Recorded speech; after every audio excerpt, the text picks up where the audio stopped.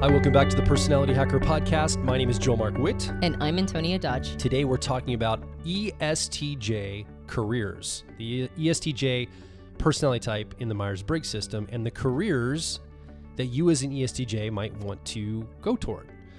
Now, we're going to approach this in a very principled way today. And this whole conversation came up from our Personality Life Path mentorship group that we've been leading and guiding. So just so you know what I'm talking about, it's a mentorship group where we have a group of people come together over 8 weeks. Each week we look at one of the 8 Jungian cognitive functions. That's a lot of technical speak. We're not going to be that technical in this episode. Just this is for the setup of what we're going to talk about today. And we look at how that function's attuned to energy archetypically in the world and then to ourselves, our personality type. And we all use all 8 of these functions, but we prefer 2 of them.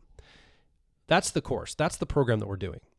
But in the midst of it, we've noticed many people coming to this mentorship are in the midst of transition in their life. They're transitioning in their life in general, maybe relationship transition. They just broke up with a partner and they're figuring out what's next. Ton of people, though, Antonia, are coming into this program with a career transition frame.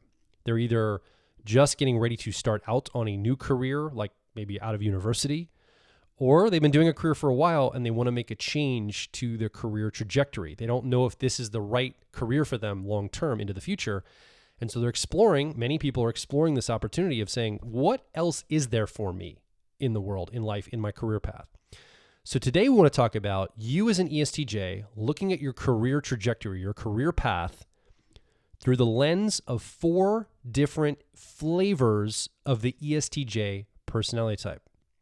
So Antonia, explain how we're going to actually look at this. You want to kick it off with the subtype concept? Yeah, so we are borrowing some of this information from our friend Dr. Dario Nardi.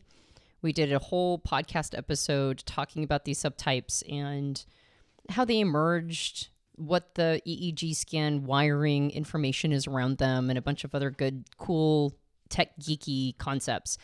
So my recommendation is if you're interested in doing a deeper dive, please feel free to go listen to that podcast.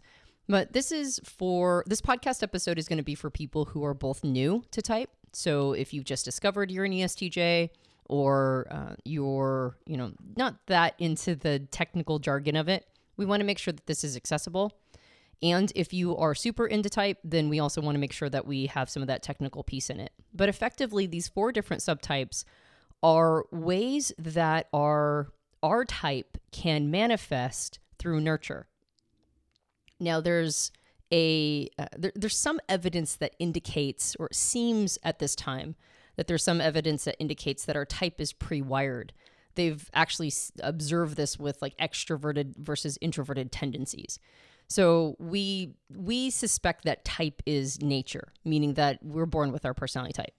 But our subtype or our flavor or the variant of our type, that seems to be more influenced by nurture. And one of the biggest influences in our subtype is our career choice. And that makes sense, right? What we spend 40 hours a week plus doing is going to have a massive influence on how our brain wiring shows up, because those are the problems we're trying to solve. Those are the, that's the interfacing with the world. It's how we have to show up.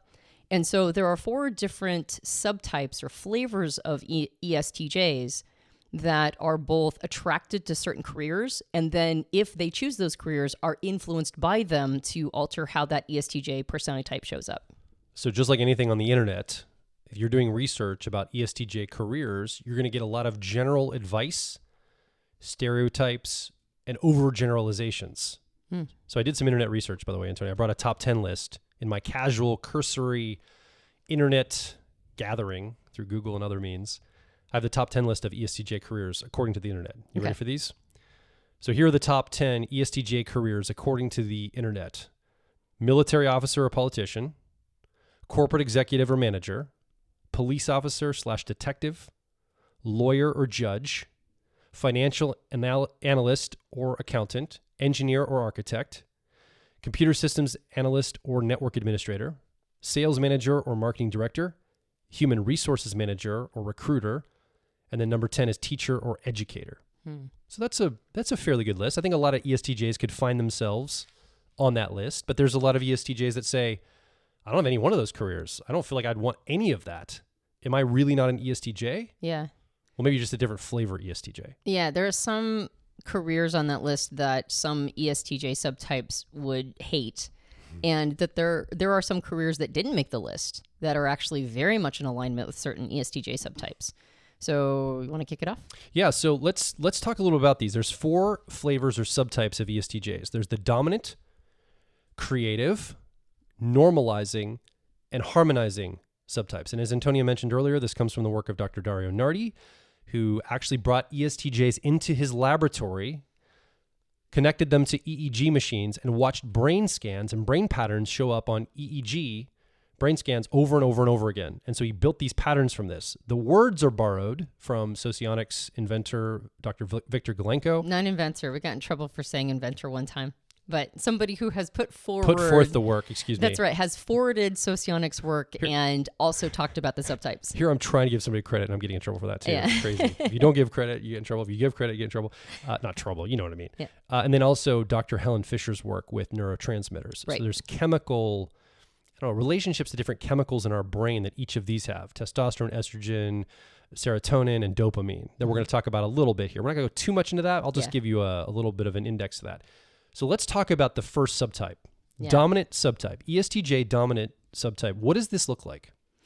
So I think that this is sort of an archetypal, or excuse me, not archetypal. This is more of a stereotype of an ESTJ. Yes. When we think of ESTJs, a lot of times people automatically think of the dominant ESTJ. So some of the characteristics that come along with this subtype is that they're active, ambitious, decisive, outgoing, practical. They work hard, and they are usually navigating their way towards at least responsibility, if not power. All right. And there is a poise that comes along with this ESTJ. They're usually pretty good at sort of showing up the way that they need to show up in order to make happen what they want to make happen. The brain wiring that is unique to them is really good about putting ideas into action. That's a big piece of the dominant version. And they do things like talk and walk on the go. All right. So they're constantly in motion, constantly working, constantly getting things done. And when they communicate, they do it with a focus on goals. All right. So everything is about implementation and getting into action. So what ends up being just sort of their the unsurprising list of careers that are good for them. I already can see it in my mind. Yep. Leaders, business owners, independent consultants, public speakers. If they go towards business or community work, it's going to look like a background in accounting, human resources, marketing, medicine, statistics. But Dario makes sure to articulate or clarify that these are not analysts, right? They don't have the patience for technical work. And so they might have a background in learning some of these things, but they're not going to take it into their careers, if they want to stay a dominant subtype. It's not fast enough. And so, like you mentioned, the list of careers, there were a couple of them on there that I'm like, I don't think a dominant subtype could do that career because it would require too much patience.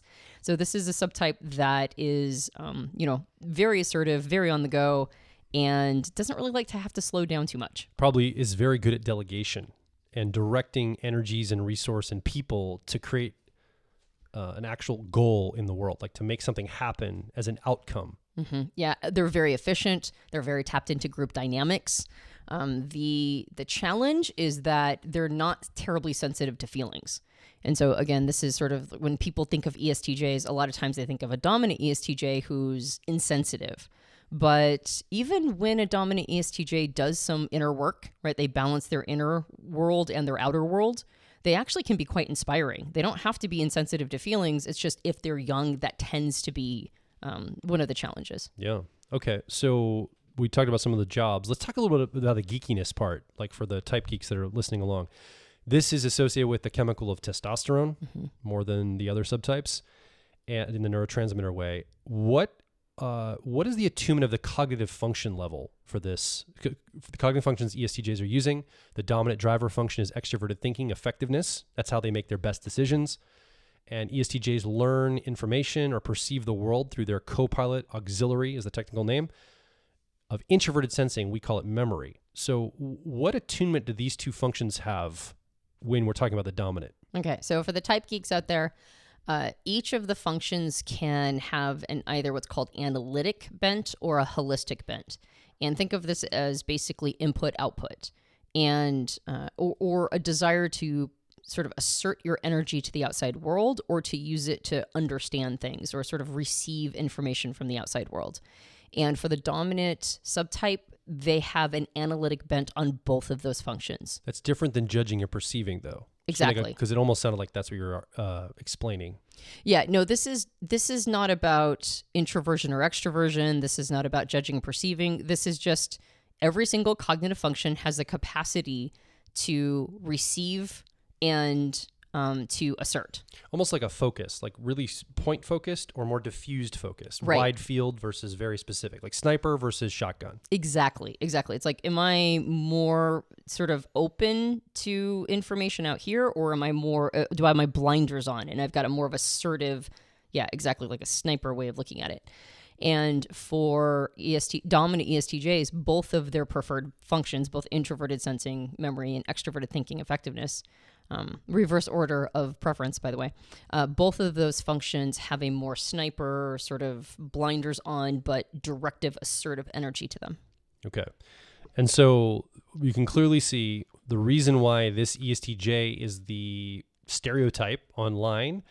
You probably have worked for one of these ESTJs at some point in your life. In your career, even if you are an ESTJ listening along, you probably have worked for another ESTJ of this persuasion, of this flavor, because they tend to end up in management or leadership. And so you'll probably have a memory, oh yeah, I know what an ESTJ is. That I used to have a boss that was an ESTJ, or somebody that I knew in my past career or something like that, or maybe you work with one right now. So I think this is why it's such a common stereotype. Yeah, and there's a lot of flexibility, actually, interestingly enough. Even though there is a dominant energy, they're really good at being whatever the context requires them to be, right? Like quickly, asking a question, getting information, and then sort of quickly navigating based on the answer they get. And so you do see these ESTJs in a lot of different fields because they do the job. Yeah, they do what needs to be done. Awesome. Okay, so that's dominant. Let's talk about the second subtype, creative subtype of ESTJ. Okay, so this is the far less common subtype of ESTJ. In fact, I suspect that a lot of ESTJs of this subtype mistype as perceivers, possibly even as feelers, maybe intuitives. This is a subtype that we don't usually think of when we think of ESTJs. So some of the characteristics are that they're astute, engaging, expressive, inclusive, inventive, and really interested in learning and new ideas. All right, so they love taking in as much information as they can. And this is very common with creative subtypes, by the way. They're just lifelong learners. They are usually witty. They usually have surprise outside the box ideas. They are more adaptable than the other ESTJ subtypes. So there's a strong or high adaptability to them. Now, this is a little bit different than the ability to adapt to a work context, like the dominant ESTJ that just goes in, figures out what needs to, be done, and then do it. This is more of like a lifestyle of adaptability. This is not just with a goal focus, but it's kind of an open-endedness, which is why I suspect that a lot of them think that they are perceivers. They are goal-focused. It's just short-term goals. So they don't have as long-term goals like responsibility and power. Yeah. This is more like short goals on the way to something. Tactical goals. Yeah, a little more, well, because they have more of an open-endedness to them. So they're not setting long-term goals as much because they don't want to be stuck doing those long-term things necessarily. So maybe this ESTJ, whereas the dominant might be starting a business or starting some kind of a entity, a startup, and they want to create that startup and sell it or create a great product out of it. This creative style might be more focused on the actual product development or a certain project or that movie they're going to create or whatever it is it's still a goal, but it's got an end point. It doesn't just keep going on forever, like maintenance-wise. You got it. In fact, that's exactly it. For creative subtypes, because all of the types have a creative version, this is the creative this is the creative subtype that's much better at execution than other types, right? Like if we start talking about like say ENFP creative subtypes, or we just talked about INFJ creative subtypes in a previous podcast, they struggle with the day-to-day. ESTJ creatives don't as much struggle with the day-to-day. They have better executive skills, but they are going to be a little bit more about product design and that sort of thing. They're more open-ended and a little bit more exploratory. So they take on careers and roles that require them to sort of be connected to whatever's new, right? Which is why they have that open-endedness. So things that are a lot about self-education, but also like what are the new technologies? What are the new advances? What are the new things that are coming out? And how can I put this into my product design? How can I put it into, something that is artistic? And there's a real tapping in to art appreciation, cultural exchange, people watching, things like that, like softer things that we don't usually associate with ESTJs. They're more tuned into those kinds of components, and they're really good conversationalists. So oftentimes they find themselves in careers that allow them to talk and debate and exchange ideas for hours. Like talk radio. I can almost see an ESTJ in talk radio loving that career. Yep, exactly. Yeah, exactly. So this is going to be an ESTJ with a gift for gab. Yeah. But you're also going to see them in things like visual design, maybe a tattoo artist.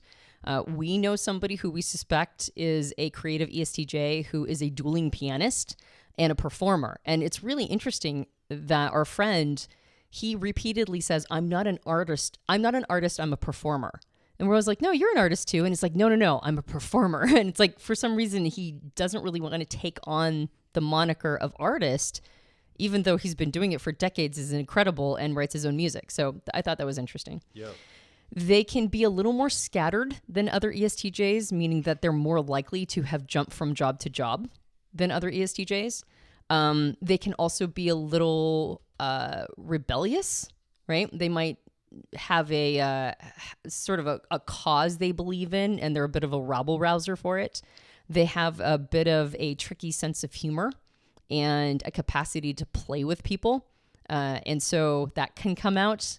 And so they're tuned into people, and they're actually usually pretty charming, but it's they also can use that capacity to read people to kind of mess with the environment. Yeah. Okay. So this style of ESTJ is probably going to benefit from platform thinking. I've been noticing a pattern as we talk about all the different types and we talk about the creative subtype. Platforms are really important. What do I mean by platform? So if you're a creative ESTJ, you're probably not going to want to file all the paperwork or do all the procedural things that we would think of maybe an ESTJ would have an aptitude for. You probably can do it, but it's probably not your like go-to thing that you want to do.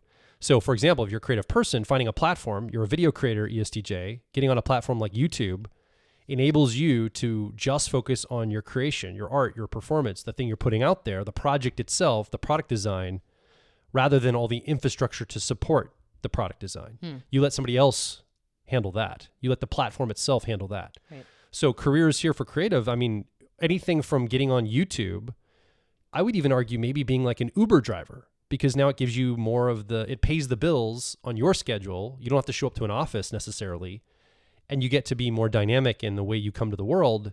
And now maybe your creative outlet isn't what you get paid for, but it's subsidized by something like driving for Uber or another platform, thinking type job. Right. And chat with people. Exactly. Right. All day. And I actually said that they're charming. Actually, the word should be engaging, because there is actually a component to them that is a little rebellious, as I mentioned, rabble rouser. There's like a rebelliousness and maybe even a little insensitivity, which is that capacity to play with people.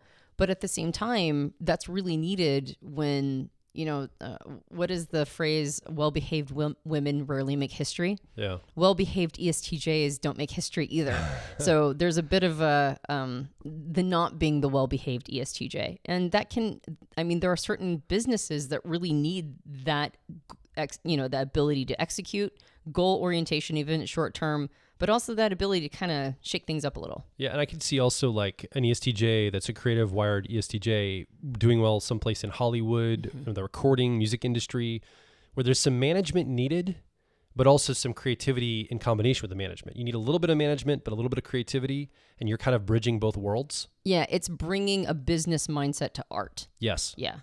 Or at least I would say a resource mind art. I guess business. You could call it business. Yeah. So this creative subtype then chemically, like the neurotransmitters focused on the chemical of dopamine. And so dopamine is important. That's a relationship with dopamine. What is the function attunement here? So for the creative subtype, for those of you who are more into geeky stuff, the judging function of extroverted thinking, we call it effectiveness, is going to have more of a holistic flavor to it. So that's going to be the more open-ended, which is why there's not as much of an insistence of getting things done. And the goal orientation is a little shorter, right? Because the executive extroverted thinking part of them is a little bit more diffused, a little bit more open-ended, a little more receptive.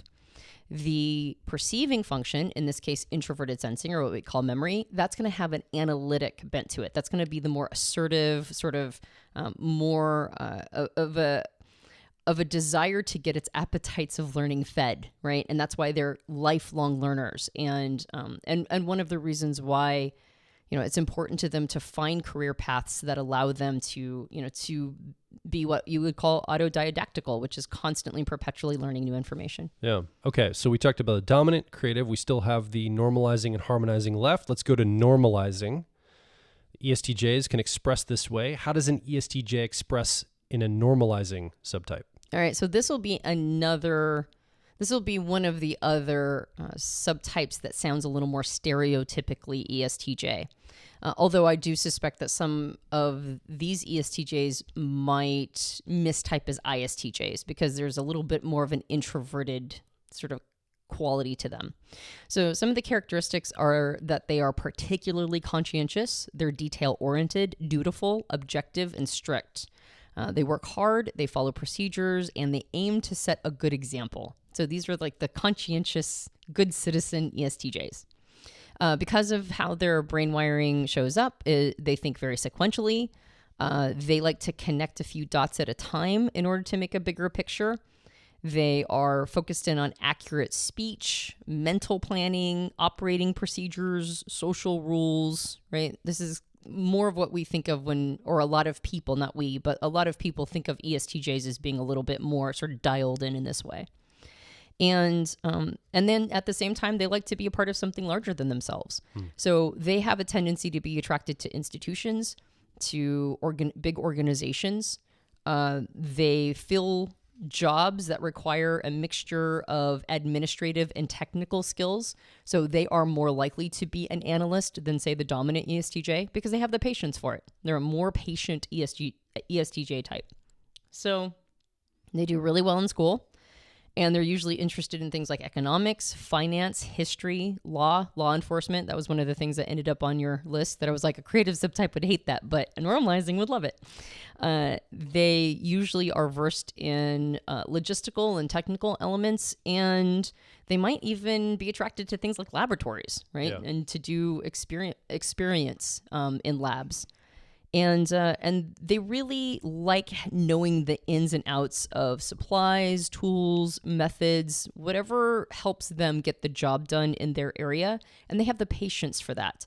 They're not just looking at things that are really efficient like an ESTJ would.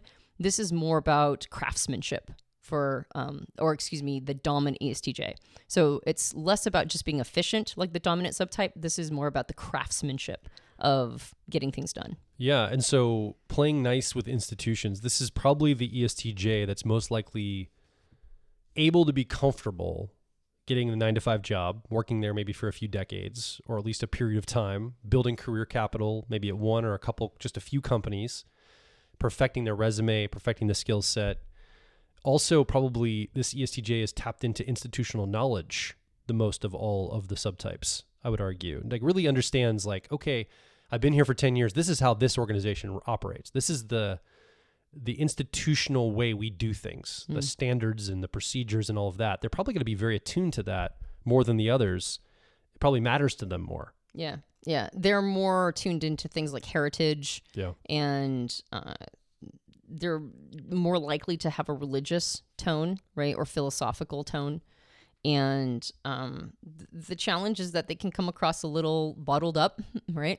Unexpressive, but they are very responsible to their communities, and that means something to them. Yeah. So if you find yourself leaning more toward this, you probably are either already in a career that lends itself this way, or maybe this is the career you want to be, leaning toward. Maybe you're in something that doesn't serve this well. I think the world is set up to accommodate normalizing subtypes a lot. There's a lot of opportunities for people that identify with normalizing flavors of subtype, and I would say ESTJ is perfectly in alignment with that. From a technical geek standpoint, this is going to be associated with the chemical of serotonin, neurotransmitter. And then let's talk about the function attunement for normalizing. Right. So for the tech geeks, this is you take the perceiving function. It's the opposite of the creative subtype. The perceiving function is the function that has a more holistic bent. It's more receptive. And this is why it takes in information from the community. Like, how should I be seeing things? It's a little bit more diffused and open to information. But then the judging function, in this case, extroverted thinking, what we call effectiveness, that's going to have the analytic bent. So that's going to be the more make things happen. It's going to be sort of focused on how things should be running, and more loyal to that idea of setting things up and making it run the way it should be run. Okay. So let's talk about the final subtype for ESTJs, the harmonizing subtype.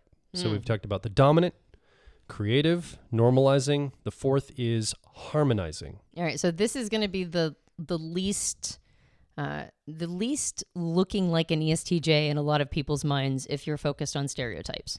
So this is an ESTJ that usually emerges later on in life. Not always. Sometimes you can see somebody who's been encouraged to be the harmonizing version young, but most of the time when you run into a harmonizing ESTJ, this is somebody who's more seasoned and later on in life. So some of the characteristics is that they're especially personable for an ESTJ. They're more thoughtful. They have usually a little bit more of a sophisticated way of looking at things.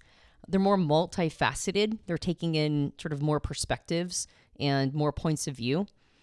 They are charming. I mentioned how the creative is going to be engaging, but maybe not so charming, right? This is going to be a very charming ESTJ. And they create room for other people, right? They're they're an ESTJ that makes space for others, while at the same time being very encouraging to other people's growth.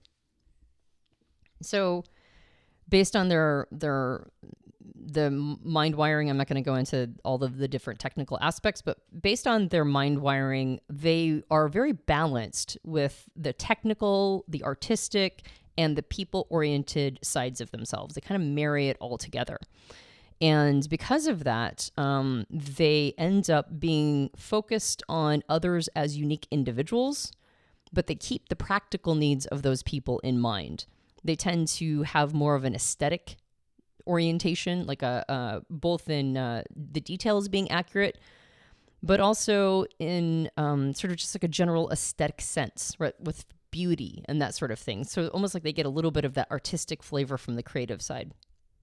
But they also still have pretty good executive skills because they still are ESTJs, so they're pretty good at making decisions. In fact, considering that they're a harmonizing subtype, they're one of the best harmonizing, because there's subtypes of all of the 16 types. For harmonizing subtypes, they're the best at decision making. Yeah. Yeah. Well, and that speaks to an ESTJ is an ESTJ right. in capacity. Yeah. Like, again, we're not saying that these subtypes are a new personality type. We're saying that the ESTJ still has the ability to set goals, accomplish things, manage resource in the outer world. It's just the harmonizing ESTJ is going to be a little less focused on that. Like, they're not going to be putting that forward as the driver of their life. They still have capacity for it. It just doesn't mean that's going to how they show up in the world initially. Yeah. Well, and it's all relative compared to the other subtypes, right? Yes. So we talked I can't remember which subtype it was, possibly INFJ, but it was like these INFJs are way better at keeping themselves going, but it's like in comparison to other INFJs, right? Yeah. And so this is a comparison to the other ESTJ subtypes are going to be more sort of humanist oriented. And part of the reason why is because they've learned to not take life too seriously beyond the essentials, right? Like if I've got the things, my responsibilities handled, then, there's a little bit more of like a sort of philosophical, let things happen. Yeah. And that gives them a unique flavoring for the subtype. So as mentioned, they're balancing technical, artistic, and people-oriented skills. And so they end up focusing on individual people, particularly seeing them as opportunities for growth. And what is that? What is the potential of this person? And like all harmonizing subtypes, they tend to prefer to work one-to-one. So typical roles are things like adult educator, diplomat, customer relations officer, media producer, skills coach, teen counselor, salesperson, social worker, and talent manager. So again, you're looking at a person with an eye towards effectively what is this person's best potential, so that can either go in talent scouting to put them in a position or to directly coach or mentor that person in order to help them become that best version. They are usually more discerning than other ESTJ subtypes. And they oftentimes have like a multicultural outlook. So the reason why this is more common in older ESTJs is because of travel, right? Yeah. If they've done a lot of world travel, that's something that can lend itself to becoming one of this subtype. And they're focused on quality, right? They're really good at recognizing quality products, people, experiences, and that becomes a focal point for them. And they oftentimes have a bit of a spiritual streak, right? Not as religious as maybe the normalizing, but this is more of a philosophical, spiritual capacity. So as you're talking, I'm identifying, I think my grandmother on my mom's side was a harmonizing ESTJ. She actually worked, she had like a master's degree in counseling. She ended up as a college or university advisor to students, and she was in counseling, like helping counsel people for her career. And I think that she did very well in that. One of the things she struggled with was boundary setting. Like she really struggled with boundaries. In other words, well, actually my experience of her was she would get butthurt about people crossing boundaries she didn't even know if she had. Right. And then she'd be offended by it and like have a bad mood for periods of days because she wasn't good at asserting the boundaries until it was too late. So I think that's just something I'm commenting on it through my experience to say, if you're this style of ESTJ, that might also be a challenge for you. I don't know. Maybe it's just unique to her. I don't know. But I've seen an ESTJ show up like this, and I would say that she probably doesn't fit the stereotypes of ESTJs in how she showed up the world. So I think you're right that the stereotypes don't typically match the harmonizing as much. Yeah, actually, Dario mentions that the subtype has a sacrificial streak. And so martyr, maybe. Well, I mean, again, that's how she showed up with it a lot. If it's well earned and seasoned and mature, I'm sure it's like a willingness to sacrifice.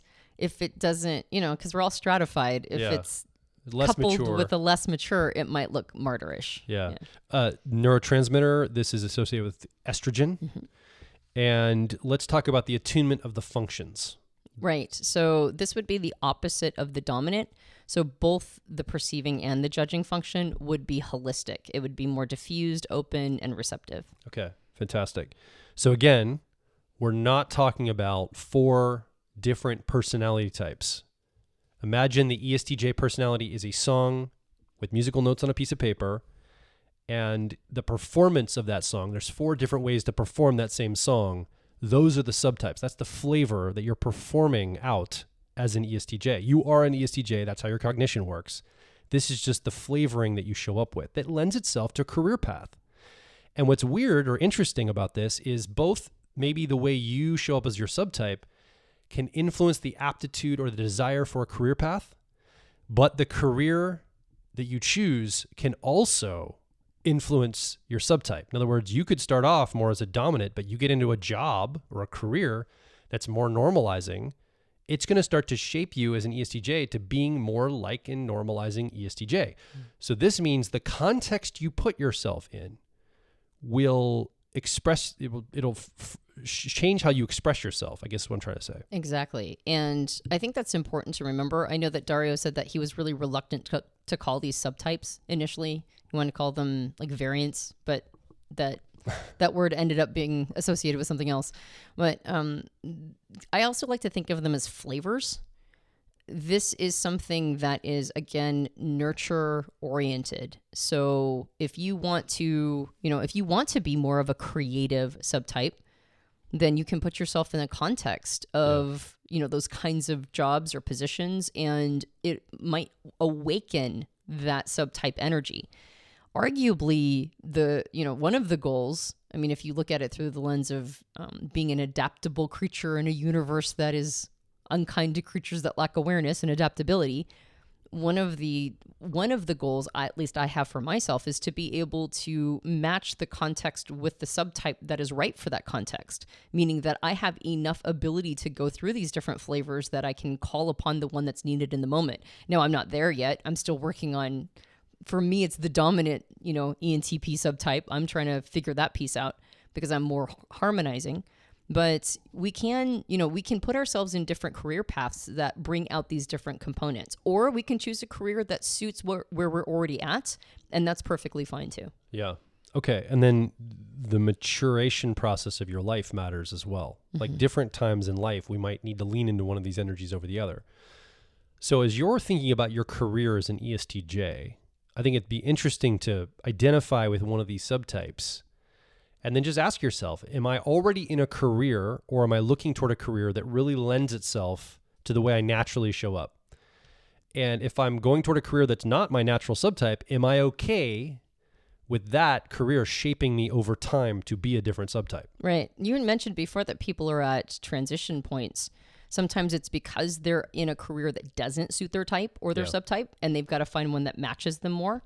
Or they have a career that perfectly matches their subtype, but they're feeling limited, right? They're feeling like they're hitting the law of diminishing returns on that, and they're looking for something adjacent to it. So I think that's why careers aren't a simple conversation, right? It's not a one-to-one match. It's more about the time period in your life, and right, are you ready for a career to help shape who you are? Maybe that's another question a person could ask. Not just are you willing, but are you ready? Right? If that's that might be something you are desiring. And as an ESTJ, you want to become shaped by your career path. Or maybe it's time to find one that's better suited to your subtype so you can kind of relax into it for a little while and not have to constantly be sort of, pushing upstream. Yeah. And also this explains why you may not resonate with recommendations online for career choices. You're like, it doesn't fit me.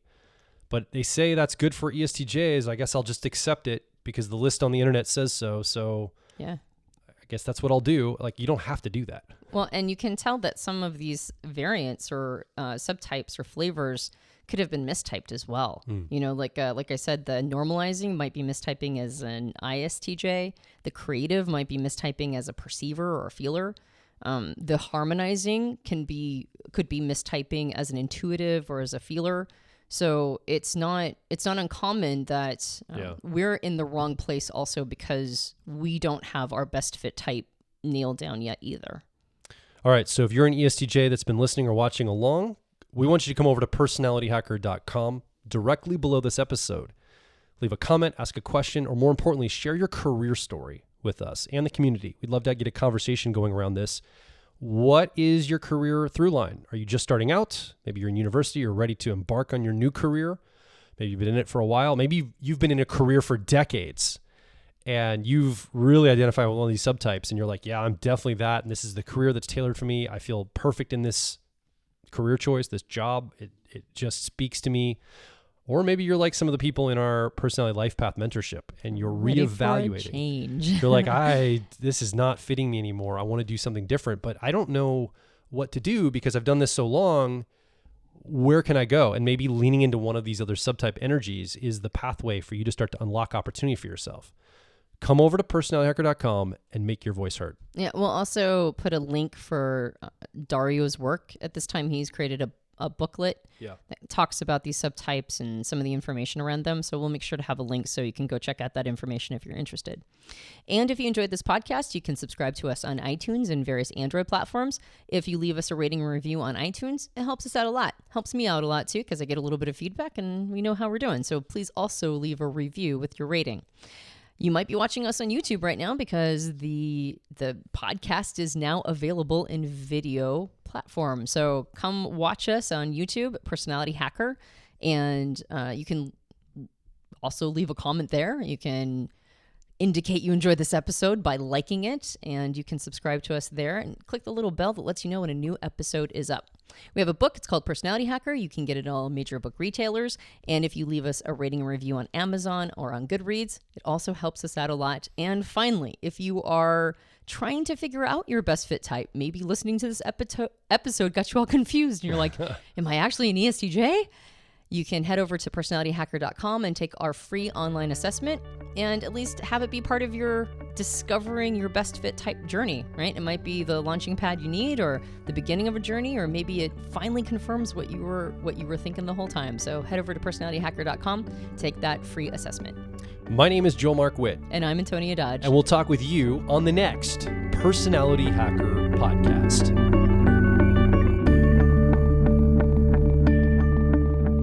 Hey, it's Joel from Personality Hacker.